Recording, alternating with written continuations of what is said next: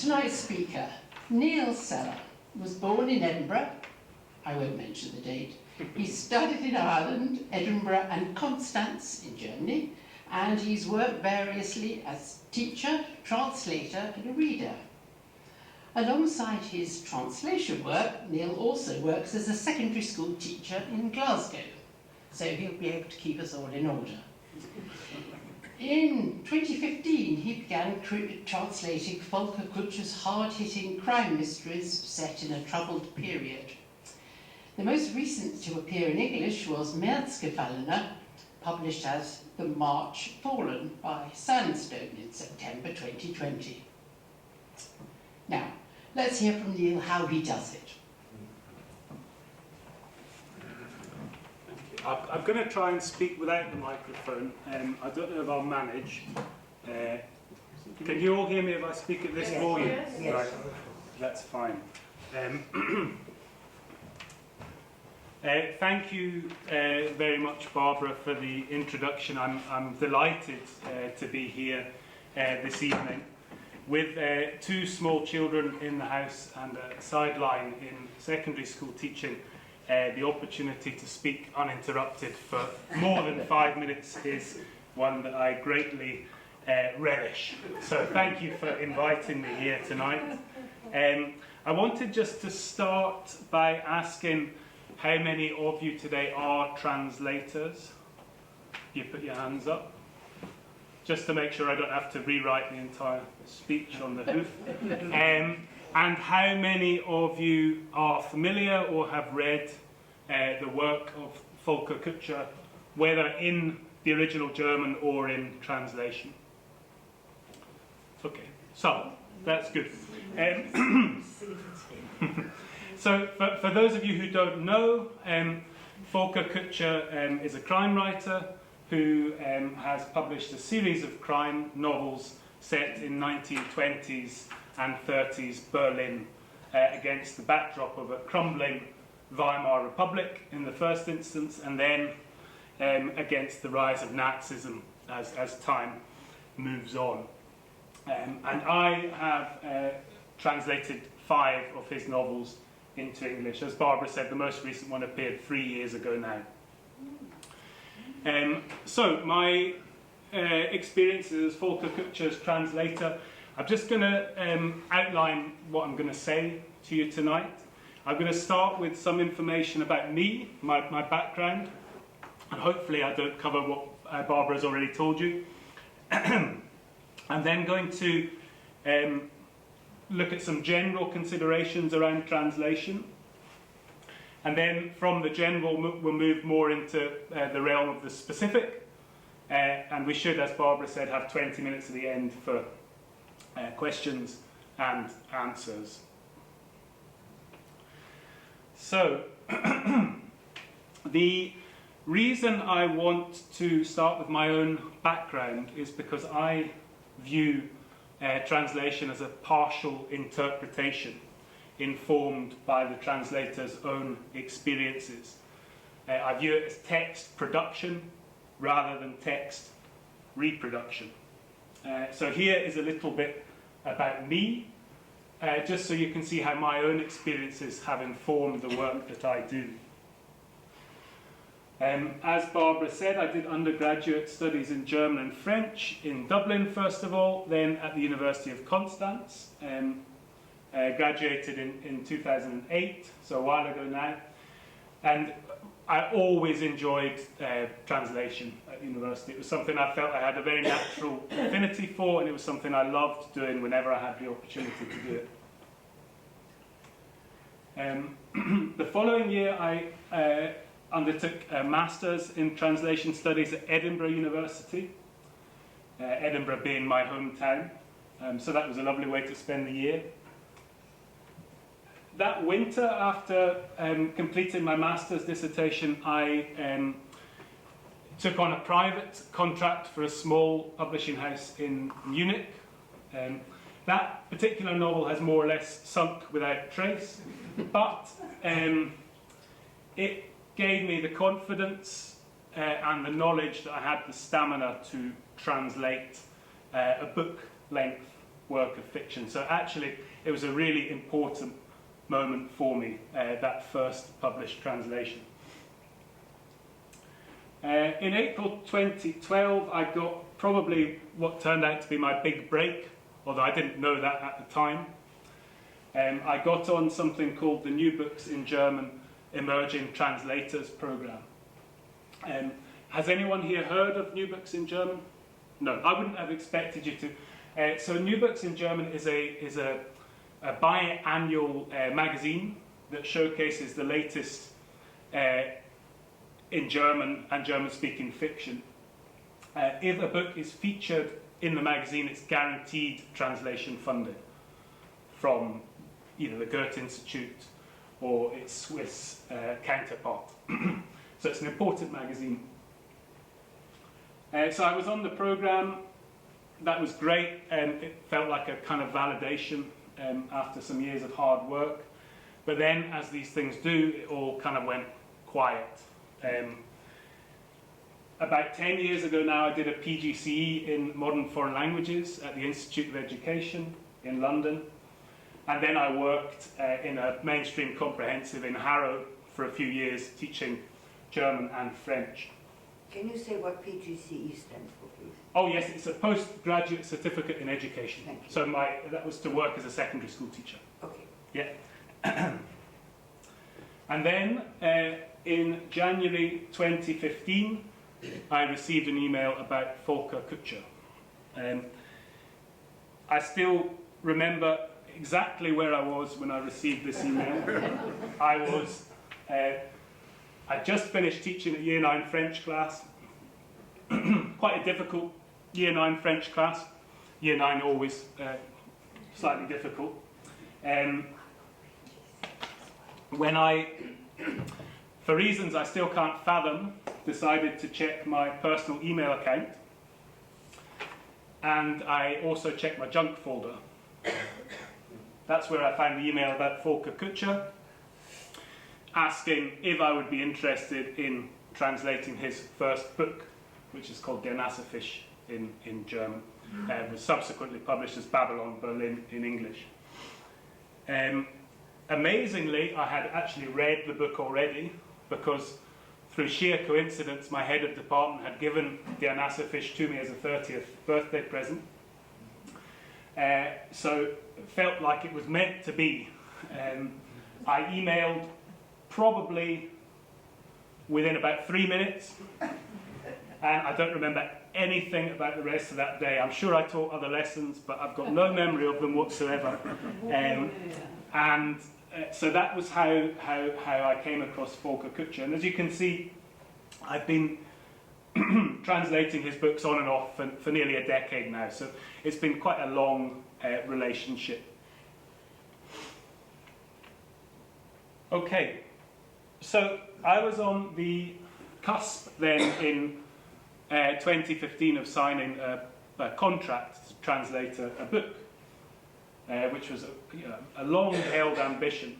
And I knew, I think because of my background, because I'd taken a master's in translation studies, I knew that I would have to approach this project with a strategy in mind.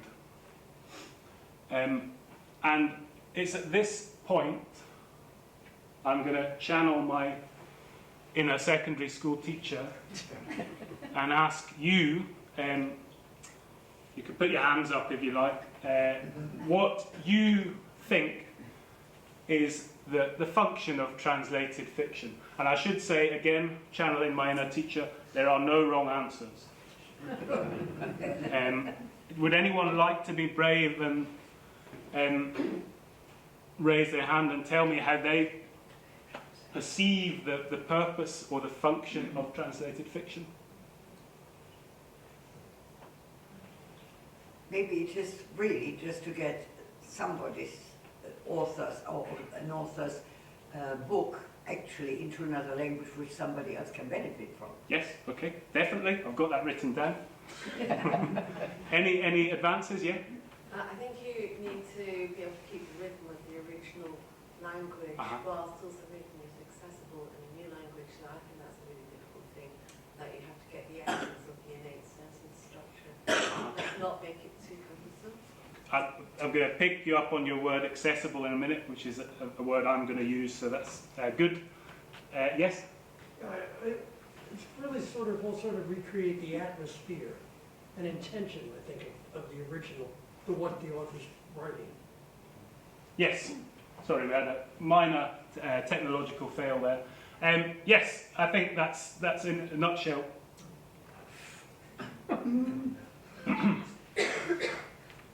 Okay, I'll give it a minute just to see if it stabilizes. So I had written down two things, and I think we've covered those two things between the three answers. One for me is to provide access to an author who would otherwise go unread. And I know that Volker Kutscher's books were rejected by all mainstream publishers before Sandstone took them on. So there was a period of time where his work would have gone unread, definitely. The second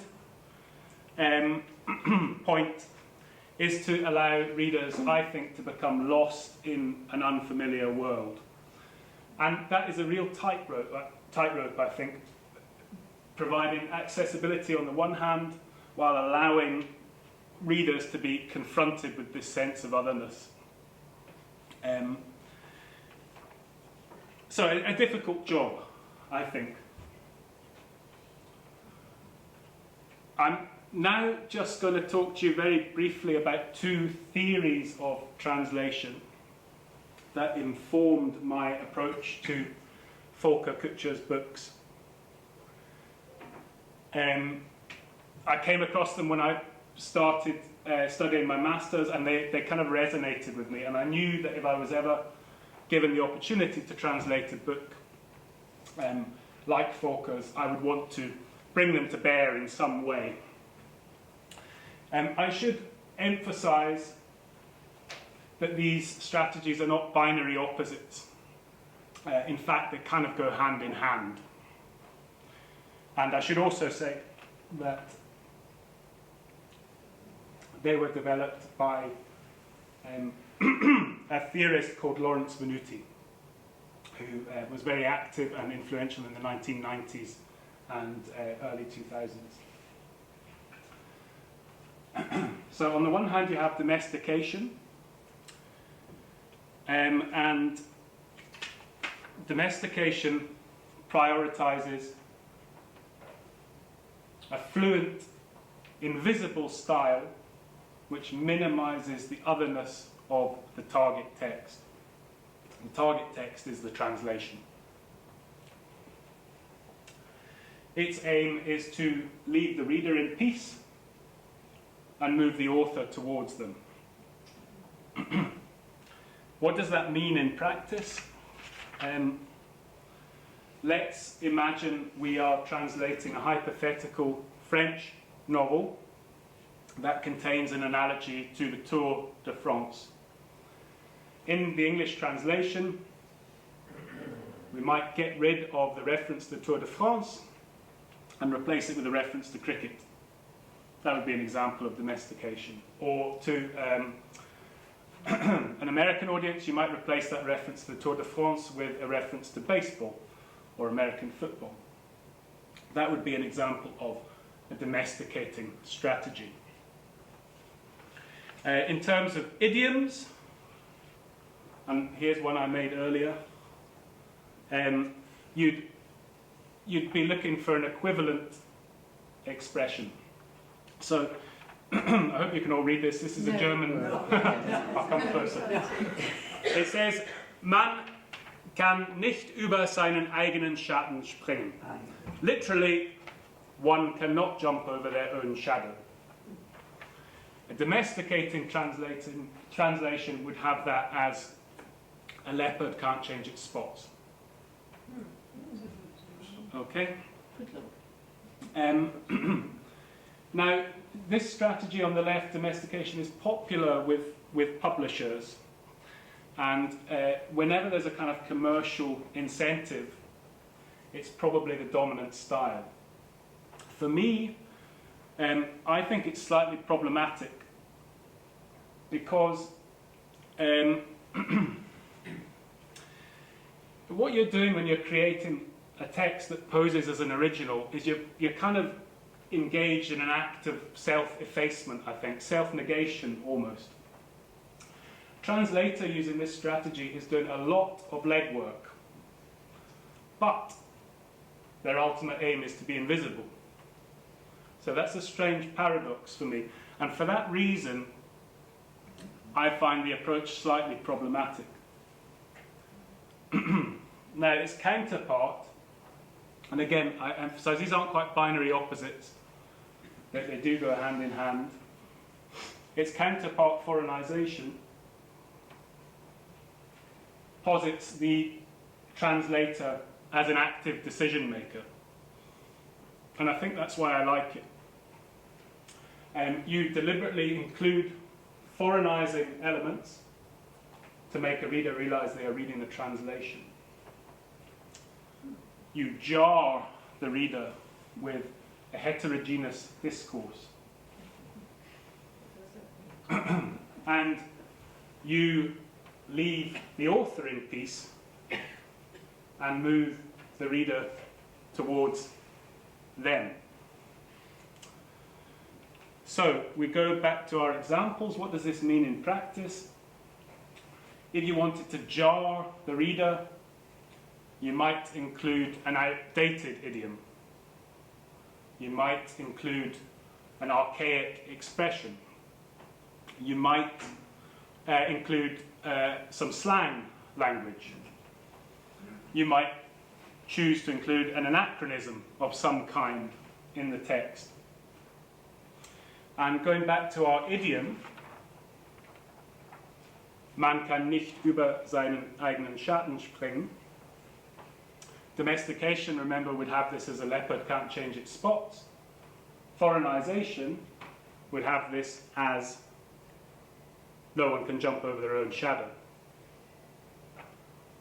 So you can see the difference in approaches, I hope, there. Can I ask another question of you as an audience? Hopefully that's going to come back. I'm sorry, we can't get the... No, that's fine, don't worry.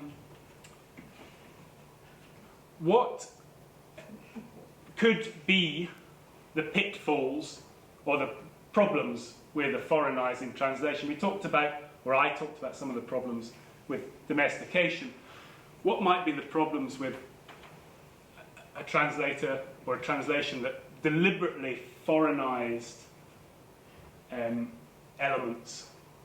Yes? You might need a glossary of terms at the beginning, which would mean that the reader would be going backwards and forwards, trying to work out exactly what they're talking about. Absolutely, and that is a problem depending on how you approach translated fiction. If you're happy to do that, it works for you. For a lot of people, I don't think it does. Have any of you read Camilleri's novels, Montalbano? You'll notice that there's a big glossary at the back with notes. And I think that's quite skillfully done because the translator doesn't so much interrupt the flow, but it gives you the option of referring to the notes at the back if you should wish to. So yes, definitely the inclusion of a glossary could be something to be considered. Is there anything else that strikes you as unwieldy, maybe, with this method? Yes, Jennifer? Well, when you mentioned that leopard changing spots, I understood exactly what you meant. But the other one, I would have to think about it. I'm not quite sure what it means. I mean, in the context, I'd probably get it. But just reading that, I probably wouldn't understand it. Right, so you'd be asked to do a bit more work, yeah, as a reader, and depending on why you're reading the book, that might be something you're not that willing to engage with. Yes, sorry, your hand was up as well. Yes, part of foreignization, would that include occasionally actually not translating a particular phrase because it works much better in the original and it's presumably something which you would expect at least a good proportion of readers to understand? Obviously no point if it's a very obscure term. But on the other hand, if you go down that path, then there will be the other proportion of readers that don't understand it. Yes, you've hit the nail on the head. That's exactly what it would entail. And we come back to your point about accessibility. what is the function of translation? What are we doing? Are we bringing it to an audience, in this case, that has no access to the German, or are we bringing it to an audience that wants to compare the texts? These are all fundamental questions. And for me, I have to say, and this has changed over the years, I've been doing this for quite a long time, I believe I am translating these books for people who have no access to the German. I am not particularly interested in people comparing the two books. Just because I think a translated work has to stand on its own terms. And I think that's very important. Okay, that's great ideas from everyone. I was going to say one other potential issue with this strategy, particularly if you are a kind of novice translator or a fledgling translator, is that publishers don't like the reading process to be jarred. This kind of pursuit of non-fluency is problematic for publishers, because they think, why don't you just translate it as a leopard who can't change its spots? Why are you doing this? So both approaches have their issues, but I think you can kind of meld them together in an effective way, and that's what I have tried to do. And these are my words coming up, if it works. So when I've translated Volker Kutscher's books, I've pursued what I would call a tentative foreignizing strategy, which highlights the otherness of the text without, however, making it inaccessible to people who can't, say, read German. So we have this idea of a tightrope. Perhaps this is a cop-out. I think it's the middle way, perhaps. And I'm going to show you just briefly how this kind of strategy plays out by looking at a few different contexts within Volker Kutscher's novels and how I approach them. So we've got places, first of all. If you've read the translations, you'll notice that I've kept words such as Straße, I've kept Platz for square, I've kept Bahnhof, where possible, for train station. I think, although I can't remember, that it's Brandenburger Tor rather than Brandenburg Gate. There's also phrases like Gedächtniskirche, which is Memorial Church. So there's a kind of smattering of German language places and names. English is quite difficult in this regard because English is not particularly consistent, and it's hard to navigate your way around this issue. If we think about France, for example, Paris in particular, I would say Eiffel Tower rather than Tour Eiffel, but I would also say Notre Dame Cathedral rather than Our Lady. So English is not a tremendously good model in this regard, and that's why this is quite a kind of thorny issue. Food and drink, tried as best as possible to keep these in German. If you are an eagle-eyed reader, you'll sometimes notice a little explanation in a clause following the introduction of a German word. That's a means of explaining discreetly what this is, so you don't have to look it up in a glossary. And that's a strategy I've become more confident in using as I've gone on. And I think that's important as well. I wouldn't say I didn't know what I was doing in 2015, but I know what I'm doing a lot more now.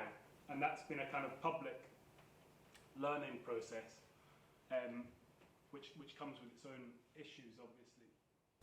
Dialect.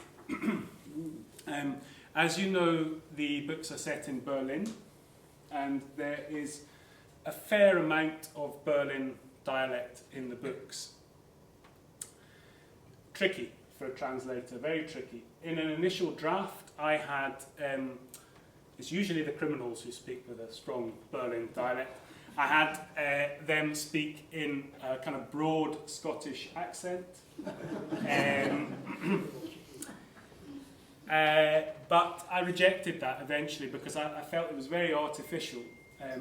You can get down a bit of a rabbit hole like this, I think. You know, why is a criminal in Berlin speaking with a Scottish accent? I think it's best leaving it to one side and just saying something like, he said with a Berlin accent. I think that's the smoothest way to do it. There's a bit of a get out of jail free card in the Kutscher books, however, because Gereon Rath, the protagonist, is from Cologne, as is his best friend Paul, and they meet up every so often, and occasionally they exchange words in Kölsch, which is the Cologne dialect. So again, eagle-eyed readers, occasionally there's some Kölsch in the books, and I've explained what that means discreetly, I hope, in the body of the text. Idioms. After all I've just told you, I went for a domesticating approach. Interestingly, I think those of you who have read the Philip Kerr books, I haven't read them, but I have been told that Bernie Gunther expresses himself using kind of German language structure. So he would say, you can't jump over your own shadow. And I think that's a nice thing, because obviously if you speak a different language, you do view the world in different kind of pictorial or visual images. And I think that's a nice way for Philip Kerr to emphasize that Gunther is a German detective. Political parties, where possible, I've kept those, particularly if they're abbreviated. Nazi terminology, occasionally, depending on how likely a reader is to be familiar with it. So Sturmabteilung, SA, Gestapo, words like these that I think are part of kind of an English speaker's lexicon, I'm happy to have in the German. Police ranks, the bane of my life.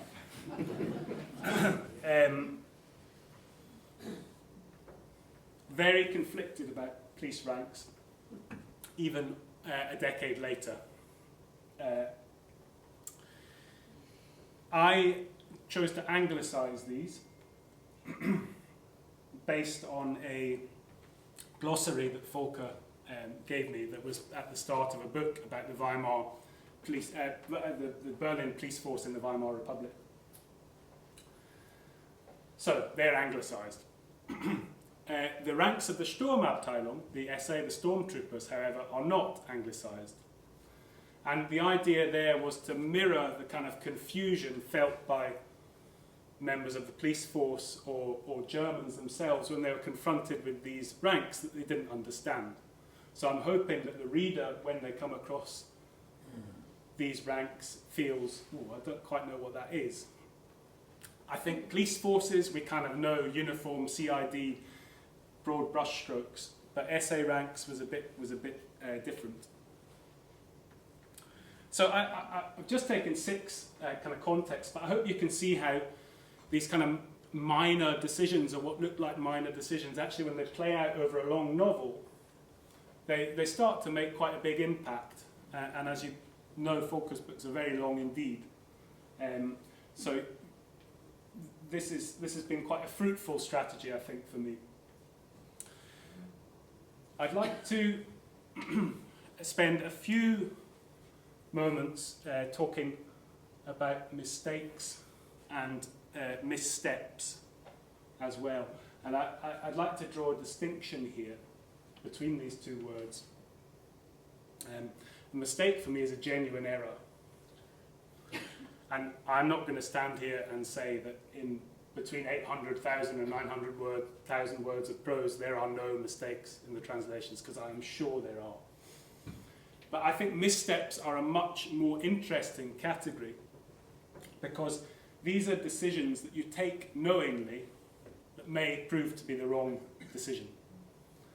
I think think that point is best illustrated by an insight into my working practice. So I normally translate sort of blocks of prose, 10,000, 15,000 words. They're then edited, and then I'll start working on another block. In a block of 10,000, 15,000 words, I would expect to have between 12 and 15 sentences or phrases or clauses that I just don't feel I've got right.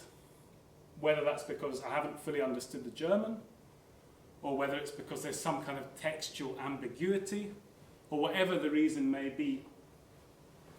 Now, if you multiply 10,000 words by 15, and these books are usually about 150,000 or 160,000 words in length, you can see quickly how these 10, 12 queries, problems, become 180, 200 queries and problems.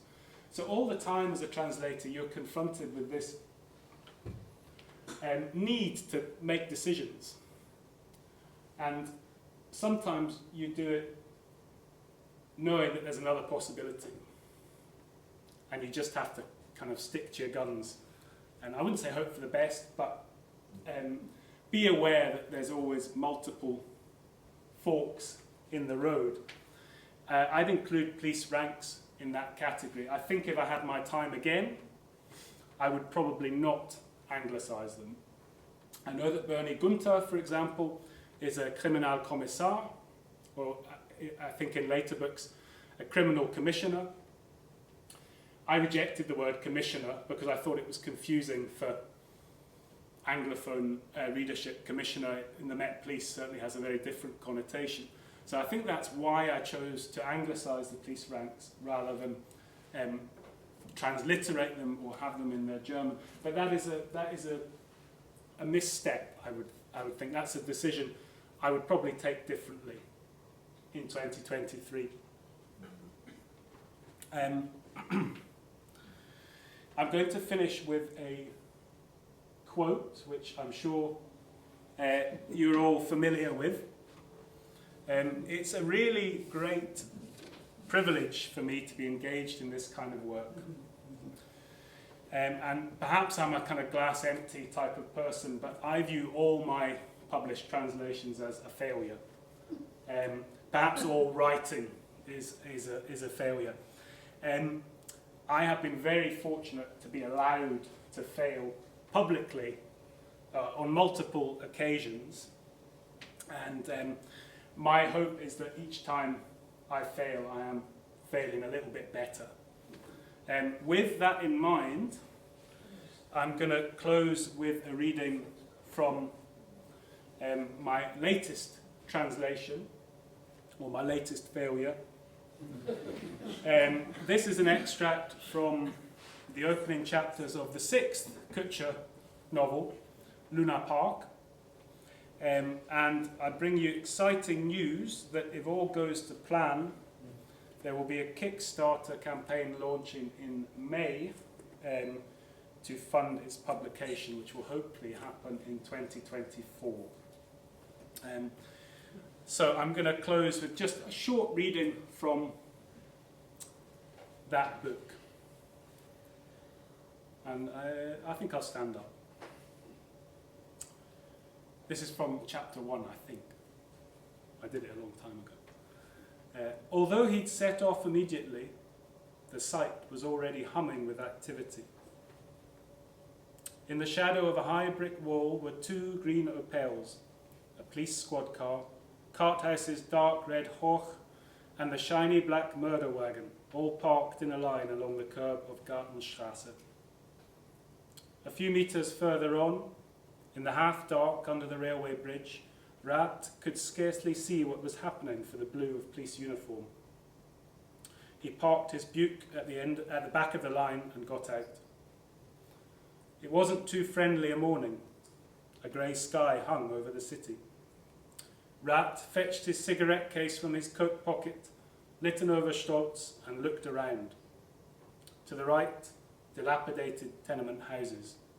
To the left, the wall that shielded Stettiner Bahnhof from the rest of the world. Straight ahead, a monstrous steel railway bridge blocked any view of the horizon. the Leeson Bridge, so called after one of the roads it spanned. In truth, the name was far too charming for the grey-black colossus, which looked as if an ill-tempered god had tossed it angrily into the midst of the houses. All in all, a hostile neighbourhood. Below, tenement houses, industry and cemeteries. Above, the trains that rattled into Stettiner Bahnhof every few minutes, making an infernal noise. The crime scene was located directly under the bridge, where more than a dozen uniformed officers had formed a cordon. 2 men in plain clothes were talking to a police sergeant. One had shouldered an ancient camera and wooden tripod, while the other took out a notebook. Paul Sawinski and Andreas Lange, Rath's men for today's operation. Pretty sparse when you considered how many uniform and ED had turned up with. Rath was tired.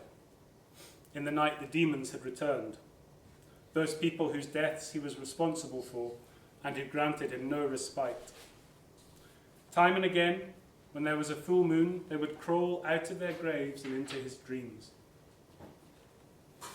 He breathed in cigarette smoke together with the cool morning air and went over. Lange had already spotted him and tipped the brim of his hat, whereupon Sawinski spun round and almost grazed one of the uniformed officers with his tripod, the man ducking away just in time. Sometimes it seemed as if Sawinski took his cues from Laurel and Hardy, whose latest film was currently playing in cinemas. Underneath the railway bridge, the night lingered still. It was murky, and the temperature dropped a few degrees no sooner had Rath entered the shadow of the steel truss. "Pulling out all the stops," he said, reaching his colleagues. "You'd think the Emperor of China had died." No one batted an eyelid. Lange cleared his throat and looked down at his feet, while Sawinski mumbled something incomprehensible and trudged on. The gaze of the uniformed officer flickered as angrily as his rank permitted. Rath cast a glance beyond his blue shoulders and understood. The deceased, who was lying in the shadow of the underpass like a discarded bloody sack, wore the brown uniform of the SA. Rath showed the cop his identification.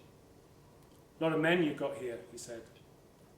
"This is still a red corner," the sergeant replied. "The situation might have eased since the National Revolution. As soon as the Reds venture out of their holes, people start dying." "Sounds like you're speaking from experience." 53rd Precinct, the cop said, as if that explained everything. "Wolterstrasse. Usually it's our heads on the block."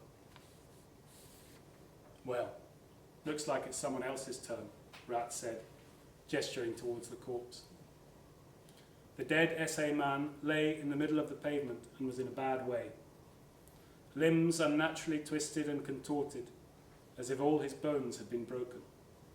His face was covered with cuts, his nose broken and bloody, the fleshy upper lip torn so that the gaps in his teeth were visible behind it. Only the eyes, still gazing wide open in terror, had, as if by a miracle, been preserved. Likewise the SA helmet, which was held in place by the strap under the chin and sat perfectly, as if for a uniform inspection. The rest of his garb was a different story. The brown material had been ripped in several places, and blood had seeped into the fabric everywhere. A dark ring of water had formed in the crotch. The victim must have wet himself in the throes of death. So that's a sneak preview of the latest.